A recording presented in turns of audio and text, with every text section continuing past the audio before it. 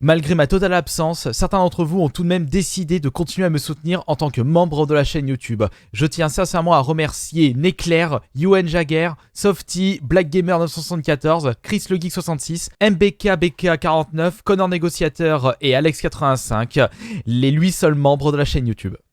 Bonjour! Pendant que j'étais en train de faire un petit peu de rangement dans ma collection, je suis tombé sur une console que je ne vous ai toujours pas présentée sur la chaîne YouTube. Et c'est plus précisément une mini console trouvée lors des périodes de soldes été de cette année, fin juillet, puisque ça a été décalé à cause du Covid-19. Et cette mini console, vous allez peut-être vous en souvenir. Il s'agit de la Mini Neo Geo, une console qui était sortie le 10 octobre 2018, bientôt 2 ans, et il était proposé à 129 €, son prix de base. C'était tout de même un prix assez coûteux par rapport aux mini-consoles de la concurrence. Par exemple, Nintendo, qui avait lancé la mode des mini-consoles, proposait sa NES aux alentours de 50-60 €. Ça avait légèrement augmenté pour la mini Super Nintendo, ça avait pas mal gueulé pour la mini PS1, mais concernant la Mini Neo Geo, 130 €, ça commençait à faire un petit peu cher. Après tout, la Neo Geo, la console d'origine, le gros pâté, était déjà une console très onéreuse. Je ne vous parle même pas des jeux. C'est peut-être pour ça que cette mini console était proposée à un prix assez haut. Quoi, vous ne savez même plus à quoi ressemblaient les jeux Neo Geo? Regardez, suivez-moi. Non mais regardez-moi ces gros pâtés. Bon, celui-ci on ne le compte pas puisque c'est un jeu limited run. Regardez juste la taille du bazar. Ouh, attention, regardez-moi cette grosse cartouche. Ça prend une place monstrueuse. Et si on la compare avec un jeu Switch, regardez, la taille de la cartouche est beaucoup plus grosse qu'une boîte de jeu Switch. Mais pour en revenir à la mini console, sachant que c'est une console qui a eu un peu de mal à se vendre du fait d'une clientèle de niche, en plus d'être assez onéreuse par rapport à d'autres mini consoles, c'est pour cela qu'on a pu se le procurer pour 50 € pour les personnes qui ont pu faire le premier jour des soldes été 2020 à Carrefour. Après, si vous êtes toujours intéressé par cette mini console, sachez que depuis la baisse de prix dans les soldes à Carrefour, eh bien son prix a baissé également sur Amazon. Certes, vous pouvez pas le trouver pour 50 €, mais vous pouvez tout de même dénicher cette mini console pour 60-70 €. Vous avez un lien affilié dans la description de cette vidéo. Et de mon côté, je n'ai toujours pas ouvert cette mini console, par conséquent, je ne l'ai toujours pas testé. On va découvrir ceci ensemble. Vous regardez la chaîne YouTube Astérion le Bon. Cependant, par rapport aux autres mini-consoles, la Mini Neo Geo possède quelque chose de particulier qui la différencie des autres.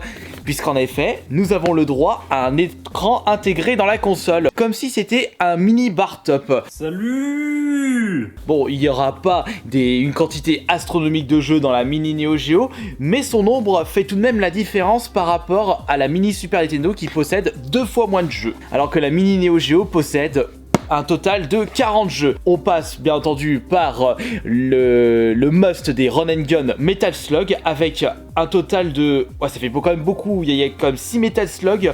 On a énormément de jeux de combat dans cette mini Neo Geo, quelques shmups et on a même en plus un petit jeu de golf. Je pense que celui-ci, je vais le tester à travers cette vidéo. Je vais bien entendu faire une petite partie de jeu de combat, grand classique, un Metal Slug, voir si cette mini console se prend bien en main, parce qu'il faut savoir que étant donné que c'est en fait un mini bar top, bien logiquement le joystick sera plus petit et j'espère que ce sera assez maniable. Oh, c'était 9 sous blister. Il est vrai qu'à travers cette vidéo vous aurez le droit à un avis personnel plus indulgent, sachant que je ne l'ai pas payé plein pot mais 60% moins cher ou 70%.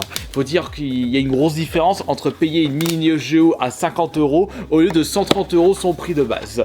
Et il existe même des mini Neo Geo à des couleurs spécifiques à des séries célèbres. Après, pour retrouver ces éditions limitées pour pas trop cher, ça risque d'être compliqué. Mais lorsqu'on est fan, on ne compte pas. Nous avons bien entendu la bécane juste ici. Nous avons le droit à une petite notice d'utilisation. Et nous avons même le droit à une petite boîte. Sinon, c'est tout ce qu'il y a à l'intérieur. Et à tous les coups, dans cette boîte se trouve le câble de recharge. Voyons voir ça. Je crois que ça, c'est du USB-C. Et là, nous avons des petits stickers en bonus crack. Ça va, je trouve qu'il est assez cool. il a une bonne forme, bonne qualité. Après, heureusement, parce qu'au vu de son prix... Ah, je viens de remarquer que nous pouvons brancher directement des manettes sur les côtés. Puisqu'il faut savoir que vous ne pouvez pas jouer à deux avec uniquement un joystick et 4 boutons. Mais vous pouvez vous servir de l'écran pour pouvoir brancher 2 manettes et jouer à deux à un jeu qui se joue à deux. Des manettes que vous pouvez trouver dans les magasins. Enfin, un magasin de service un peu compliqué maintenant. Mais vous pouvez les trouver sur internet, ça vous inquiétez pas de ce côté là. Nous avons un port HDMI, ce qui veut dire que vous pouvez brancher votre mini console directement sur votre télé. C'est très classe pour les personnes qui souhaitent découvrir les jeux de cette mini console sur grand écran. Nous avons une petite entrée pour brancher le casque et enfin l'entrée pour recharger la bécane. Peut-être que vous désirez connaître mon expérience personnelle sur la Neo Geo, eh bien elle est quasi inexistante, sachant que c'est une console à l'époque qui coûtait extrêmement cher. Je n'ai pas eu l'occasion de la tester chez un ami parce que mes amis n'avaient pas assez de thunes pour pouvoir s'acheter une Neo Geo. On était plus en train de jouer à la PS1, la N64, la Super Nintendo et plus récemment la GameCube PS2. Il y avait même un petit moment où on jouait pas mal à la Dreamcast. Hop là, Sésame, recharge-toi. Parfait. Le petit joystick qui vient de s'allumer, ah bah voilà, la console qui s'allume directement. Bah oui, parce qu'il y avait le bouton power qui est allumé. Hop là, c'est parti. Alors déjà, est-ce que ça fonctionne correctement? On va changer d'angle de caméra pour que vous puissiez mieux voir. Je suis en train de chercher le bouton volume là-dessus. Il y en a pas? Peut-être dans les options, je sais pas. Ouais, voilà, c'est là. C'est directement dans les options. Et vous pouvez régler la luminosité. On va se mettre en français. Parfait. Tiens, d'ailleurs, Last Blade, j'ai pu le récupérer sur Limited Run il y a pas longtemps en version PS4. Franchement, le premier que j'ai envie de tester, moi, c'est le jeu de golf. Bon, faudra pas que je m'attende à un Tiger Woods sur PS4.